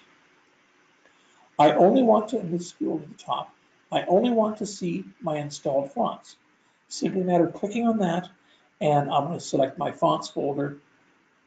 I have 675 fonts installed. If I deselect this and I select my not installed, it's going to be 654 fonts in that folder, but then I've got these other two folders as well. Protected system fonts, editable, installable, non-embedding. You've heard of where a customer will send you a file and it changes the font because you don't have it, or if you open a PDF file and the text is it doesn't look like it's supposed to. That's usually because it's a font that is not embedded, and so it's going to default to a different font. We can also come over to the right-hand side, and here you can see, I'm going to have a different font family. You can see the, I want to see all the currency symbols that are in there. I want to see mathematical symbols. I want to see what the numbers look like, punctuation, and that sort of thing. If I click on this, it's going to tell me information about the actual font itself. This particular one is installable, and so that's not a problem. But that's basically the font manager. The question is, how many fonts can we support with the Corel Font Manager? I don't think I have the information. No, that's actually locked in. We can support about 1.2 million fonts. So if you have 9, 10, 12,000 fonts, that's not an issue at all. Power trace. So power trace gives you the ability to convert from a raster to a vector. And I'm going to watch my time because let me just see what I've got going on here. I want to make sure I get through all of this. Yeah, we're not doing too bad, I guess, but I have to speed it up a little bit. Let's get over the wireframe. Power trace gives me the ability to convert a raster image to a vector. I'm sure you've all heard this before. Mr. Customer says, I'd like a mouse pad with my logo on it. Okay, Mr. Customer, can you send me your logo? Yes, you can get it from my website. We all know what that's like. That's going to be a 72 dpi ugly looking image.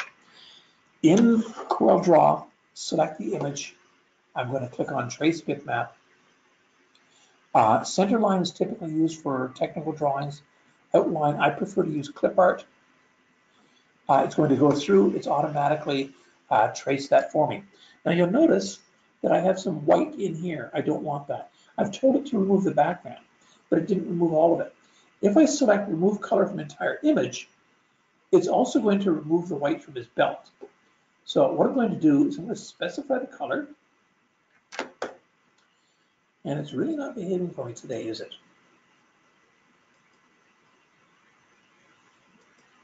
There we go. And I want to click on this. And I want to select this. So now it's removed the white from the rest of it. That looks good. If I go to my Colors tab, here I have the ability, I'm going to hold the Control key down, and I'm going to merge these two colors. So I'm actually reducing the number of the colors in the design. One more thing, back on the Settings tab, group objects by color. For those that do vinyl cutting or screen printing, very important. On the Colors tab, if I wanted to, I also have the ability to change this to spot color. I'm not going to do that. I'm simply going to click OK to this. It brings me back into CorelDRAW. Let me go to my Objects Manager. And here you can see I've got a group of 9 objects. So if I ungroup that,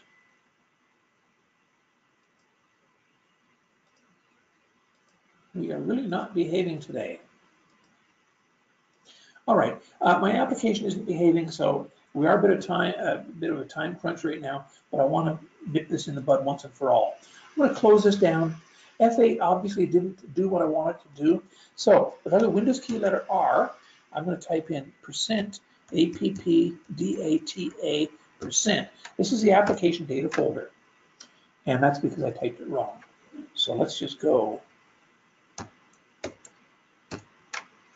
In here, I have the Corel folder, and I have CorelDraw Graphics Suite 2018.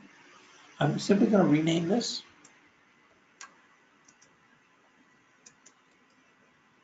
I'll close this off, and now I'm going to launch CorelDRAW once again with the F8 key held down, and that's going to completely reset the defaults, and that should hopefully get the application to smarten up a little bit.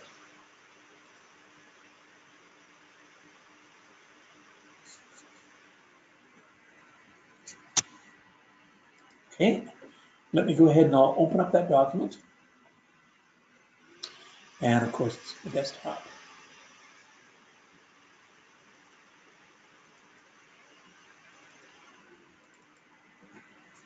Let's let that open up.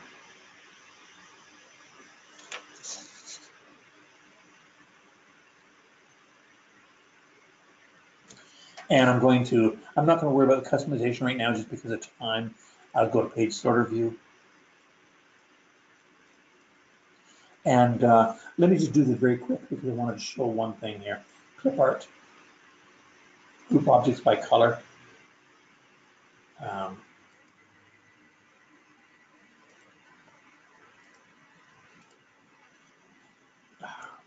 Forget that. Let's pretend that's okay. I'll click OK to this. And now if I ungroup this in my object manager, you'll see I have separate groups here. So I can take this group, we can see that's the black.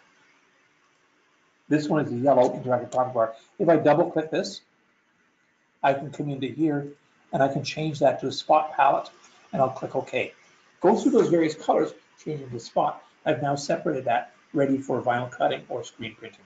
That's basically what I wanted to show. I don't have it. Okay, let's go this way then. I mentioned low res. That's interesting. Spacebar is the last thing selected. Okay, that's why. I've mentioned about low res bitmaps. This image here is 96 dpi. It's 3 inches by 4 inches. I'm going to select Edit Bitmap. One of CorelDraw's best kept secrets is something called Photo Zoom. You all have it. Even those running with X6 have it. We added that to CorelDraw X5, and it's in Photo Paint from the File menu down to Export 4, Photo Zoom Pro 4. I'll say yes to that.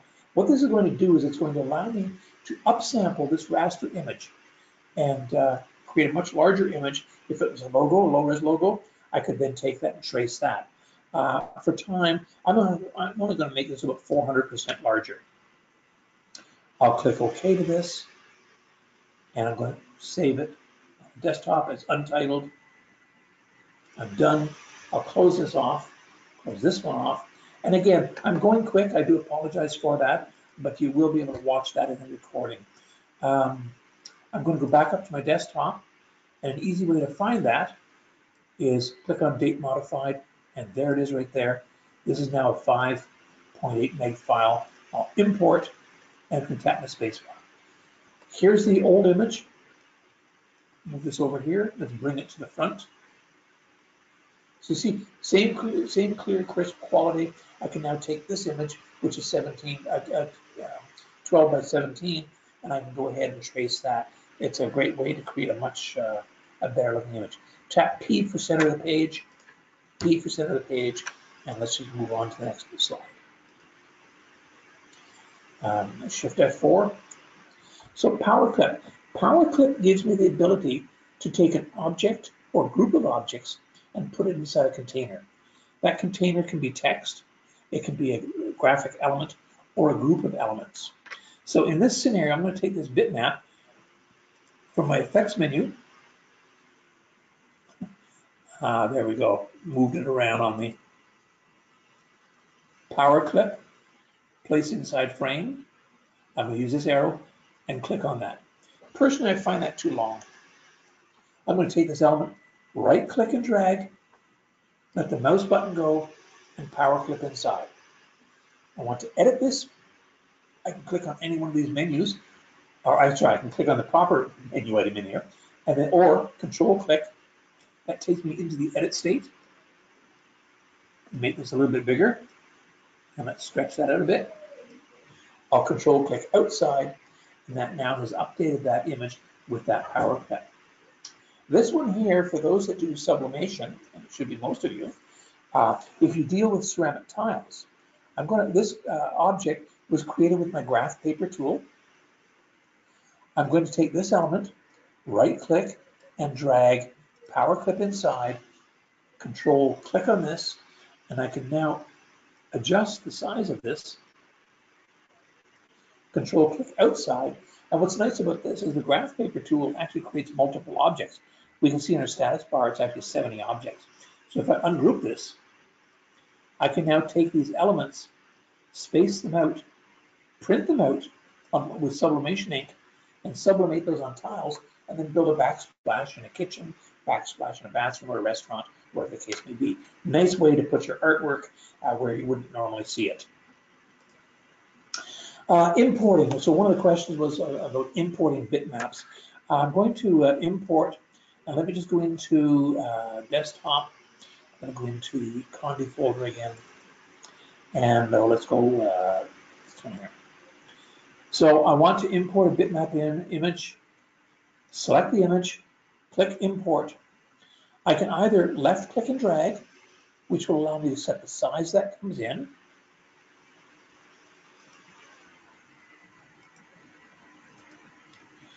tap the space bar, and the space bar will put it in its original position. Or if I tap the enter key, it puts it onto the center of the page at the same size that it came out. One drawback with doing it this way is the file size, and we'll talk about that later on. One other thing with respect to importing is, I don't want that image because I've got that elsewhere. Let's go to object remover. How about you get better pictures than that? Okay, let's grab this young lady here. You'll notice down here, I clicked on import. If I hit the drop down, I have the ability to import as externally linked. For your purposes, you probably wouldn't be using that. However, you can resample load as also resample on and load, or crop and load. If I select crop and load, it's going to bring up this dialog box. It's going to allow me to crop the image to the portion that I want. I'll click OK, and now I can drop that in, and there's the cropped out image. I should have drag. There's the cropped out image already done before bringing it in. Now, when we talk about bitmap images, I mentioned about the cropping and whatnot. You can crop a bitmap with the crop tool. You can also do it with the shape tool, and then I can pull these in. I'm marking selecting both those nodes, and I'm moving it in. I don't recommend using this process simply because your whole image is still there. If I use the crop tool properly and crop the portion of the image that I want, then I've gotten rid of all the stuff around there, and my file size is going to be that much smaller. When you bring an image in, you notice that on this one here, for example, I brought it fairly small. My resolution is 820 dpi. You don't need something that big. So if you have an image that you've resized down, this one here is 977 dpi, go to your bitmap menu, convert to bitmap, and set your DPI here. 150 is more than adequate. Click OK. If I have to use that feature a lot, what I'm going to do is I'm going to hold the Control+Alt key down, go to my bitmap menu, I'll left click and drag, and I can actually start and build my own little toolbar here. Maybe I do fit text to path a lot. This is getting back to the customization. Here's fit text to path. I'll drag and drop that onto here. Maybe I do the contour a lot. Click and drag with the Alt key held down. And now I'm starting to create my own little toolbar that I can then turn around and dock wherever I want to. This one here is an image I shot a couple of years ago with my smartphone, and he was sitting on a basil flower. I like the position of it in here. If I control click, you'll see that's actually a power clip image with a rotated bitmap. I want it rotated like that. However, if I zoom in, you'll notice that my lines in here are on an angle. When I go to send this to the printer, it has to rotate all of this information. So the ideal thing to do is bitmap, convert to bitmap, and that's going to straighten out those lines for me. It will result in a much smaller file at the print end and allow you to print that much quicker. We're running out of time, so let me just check in here. The important ones, some new ones, yes, okay. I can leave out symmetry. Okay, I'm going to forget this one with the yellow flower for now. It's removing backgrounds, gosh. Let's select this, click on Edit Bitmap. That's going to bring me into PhotoPaint. Now in PhotoPaint, we have something called the Image Cutout Lab. This is an important one, so I'm doing it. Image Cutout, and the way this works is I'm going to use my highlighter and go around the perimeter of the flower. Now, I'm half on, half off. I've got a fairly large pen nib. The larger it is, the easier it is to go. However, the less the quality of cutout is. Ideally, if I'm doing this for a customer, I'd want a much smaller nib. I want to take my time and go around the perimeter of it. But because time is a bit of a crunch right now, I'm simply going to go around here very quickly. Once I've gone around the perimeter of the flower, then what I need to do is I need to protect the portion in the center. That's done with the fill bucket. Protect that, and then I click on Preview. So very quick, it's going to process that, and it's going to show me how to cut it out. Now, you can see some areas that I need to erase some more. I can do so with the erase tool. If I erase too much, I can use the restore tool and bring that tip back in. There's my tip back, and now I can just erase this off. Sometimes it's hard to see areas that you've missed, so I have the ability of changing to grayscale, matte black, or the best one is white, and I can see areas that I need to erase to get this done. And of course, I can change my brush size, and there, I'm all cropped out. I'm happy with that. I'll click OK. It returns me back into Photo Paint. I close Photo Paint down, save the changes. I'm back into CorelDraw now with my flower cutout.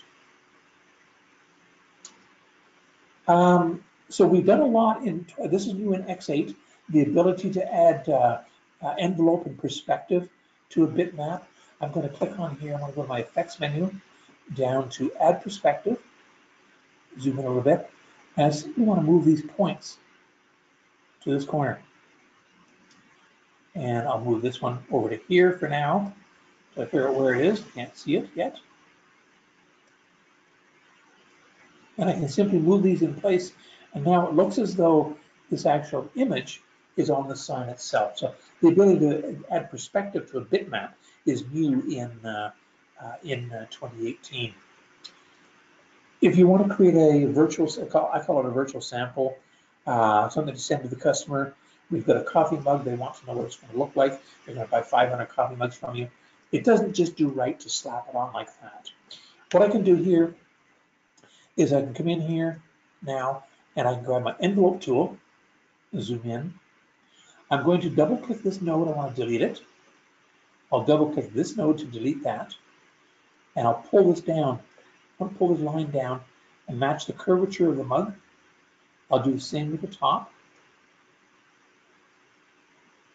Come on, it's taking a pause. There we go. I'll do the same for the top. I'm basically mapping the curvature of the line with the top of the mug. Tap my space bar, just like the pick tool.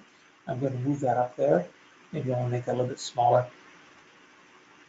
But now I've created a virtual sample that I can send to the customer. It looks like the logo is right on the mug itself. Symmetry tool is new as well.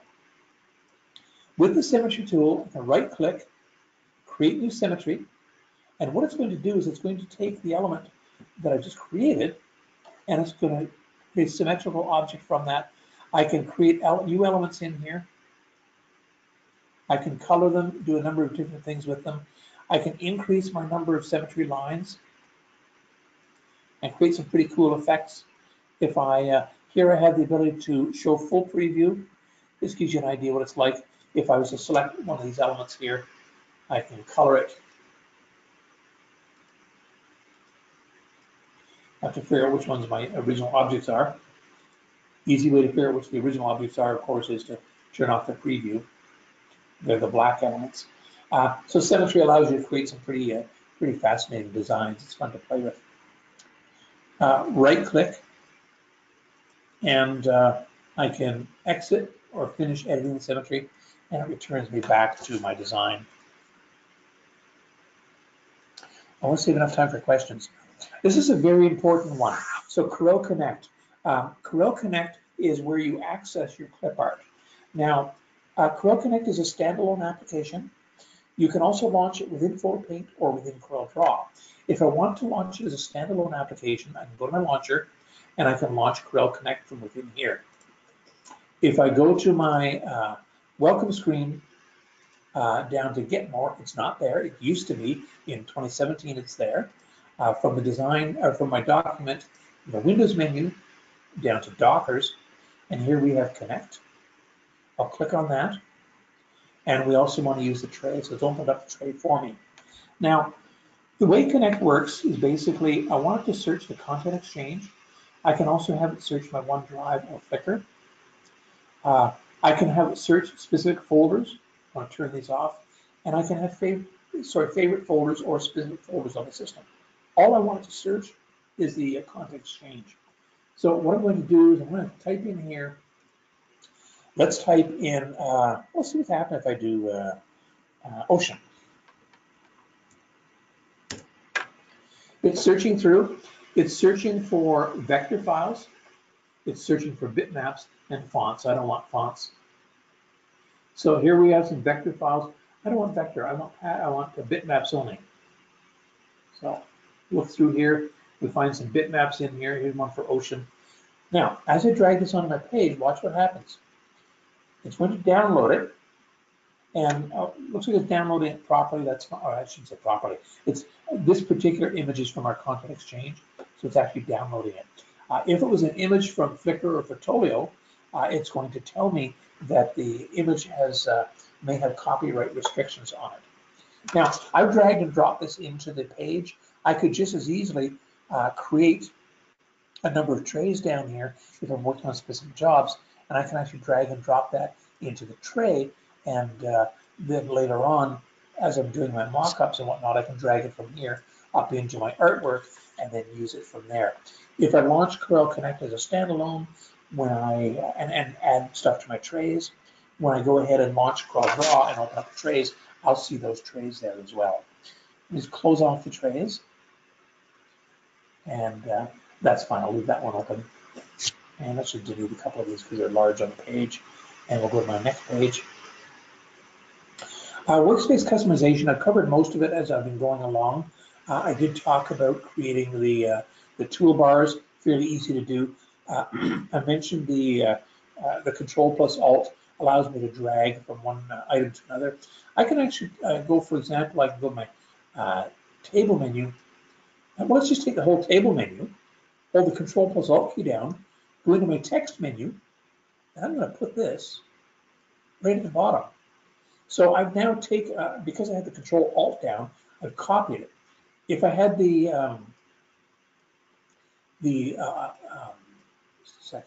Alt key by itself, it would delete it.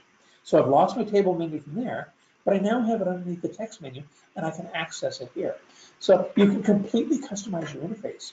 If I go into Tools, down to Options, Expand Workspace under Appearance, I have the ability to increase the size of everything on my screen, decrease the size. So if I have vision issues, I wear glasses. So if I forgot my glasses one day, I could come in here and I could bump that up and see it larger.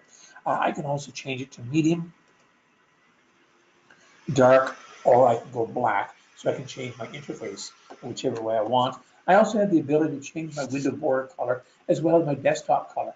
If I wanted something like that, then I can certainly do that. And that is just nasty. So let's go back there. And I'll just hit cancel. And the last slide, and we do have a bit of time for questions, is additional resources. So there is the Discovery Center, which is easy to remember. It's learn.corel.com, and there you can find a large number of tutorials. One of my jobs here is I've got a group of freelancers that do tutorials for our various applications, including CorelDraw, and we post these here. So you would go to graphics for graphics tutorials, and then of course you can find the information in here, feature tutorials and other tutorials, that sort of thing. If you go to lynda.com / Roger Wambolt, I have a title there that I've updated. This is it's called CorelDraw Essentials Training, and this is updated for to include CorelDraw 2018. You can sign up for the trial. It's a 30-day trial, and my course is just over 4 hours. I go through the trial and watch the course, and if you want to cancel the trial after that, by all means, you can certainly do that. The final thing is my book, which is Bring It Home with CorelDraw. It's a little bit older, but it's certainly very, everything in that book can certainly be used for the application that you currently have on your system, even 2018. That is available through Condé, and you can speak to your Condé sales rep about it. And what I'm going to do now is I'm basically going to bring Sprite online. Sprite, I think you're there. Yes. Hi, Roger. How are you? Oh, very good, Sprite. Very good. Good to hear you again. Yes. Well, thank you so much. That was just, you always have so much knowledge. That was so great. Thank you for sharing that knowledge with us today. And as a treat to all of our listeners, we'd actually like to offer you guys with your next purchase when you purchase Corel or you upgrade your system, you'll receive $25 off anything in our new arrival section of our website. So that's right on our homepage, and let your rep know. Excellent. Yeah. At this time, I'd like to ask if there's any questions. Do feel free to, I mean, typically I would open up the lines, but we've got a number of people on, and my experience has taught me that we get a lot of feedback. So if you have any questions, please do type those in. I'd be more than happy to go over something you've already seen, or maybe you haven't seen it yet and you want to ask. Do feel free to ask those questions away.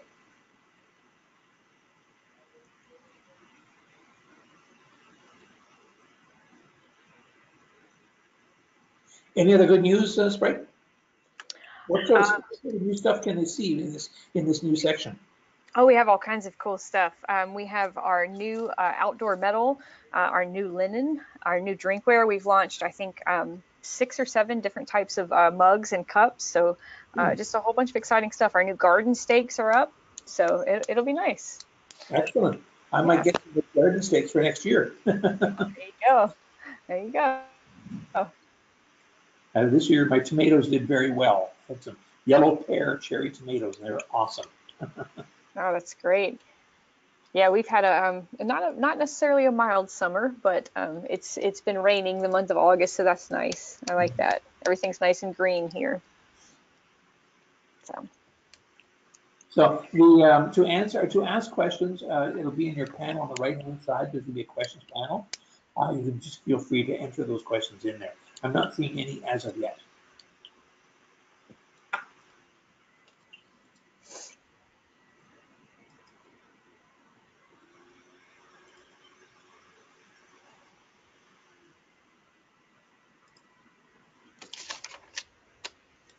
Roger, I always love all of your shortcut keys. I learned quite a few new ones today. The control spacebar to toggle while you're on text, that was a new one. Yes. Double tapping the pointer to select all. I didn't know that one either. So excellent. Are you aware of the nano preview? So I'm sorry?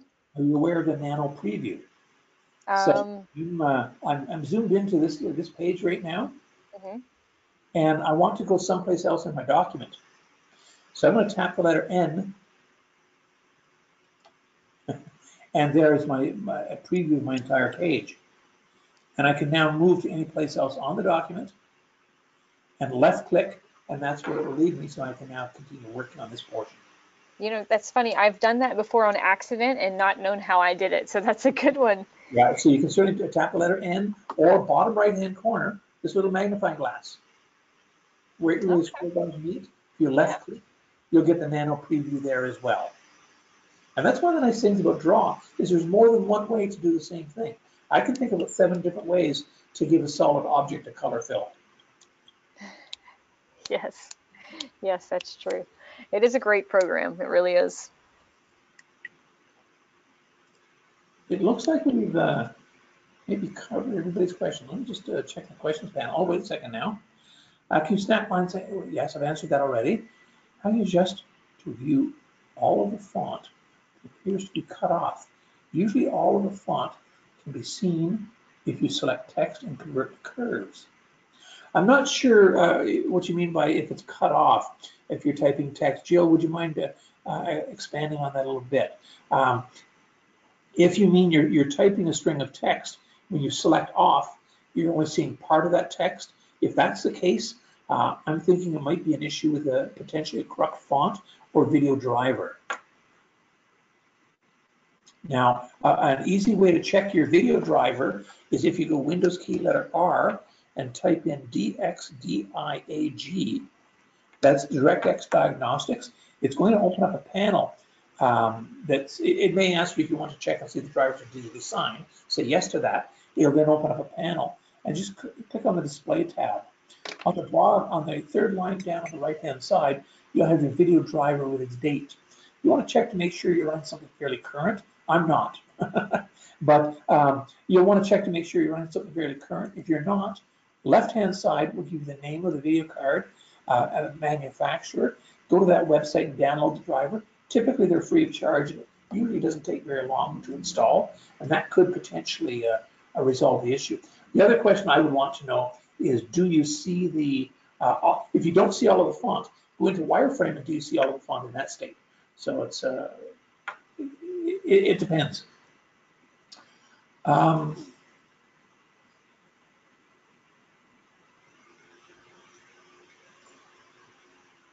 Which version of Condé is selling, and how do upgrades work? Sprite, can you handle that question? Yeah, so we currently sell the CorelDraw 2018, and to get an upgrade, you would just call your rep and tell them you want to upgrade from your current version, and that would be it. Perfect, perfect.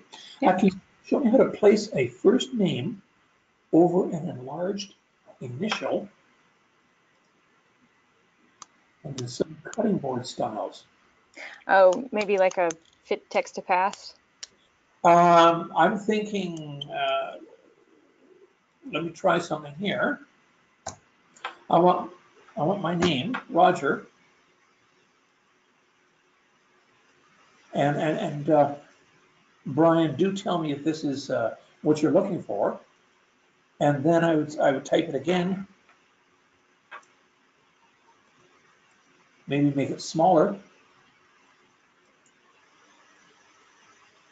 And I'm going to change the color of that and move a couple panels around to white. I don't know if that's what you're looking for.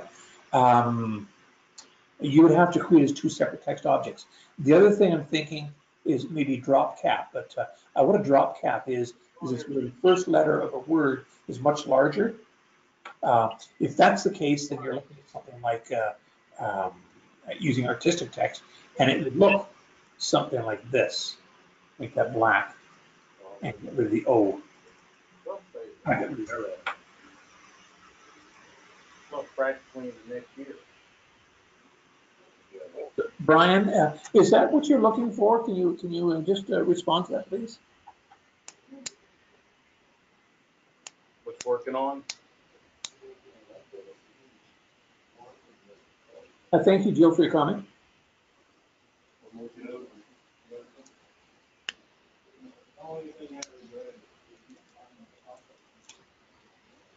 Are there any other questions before we end the session?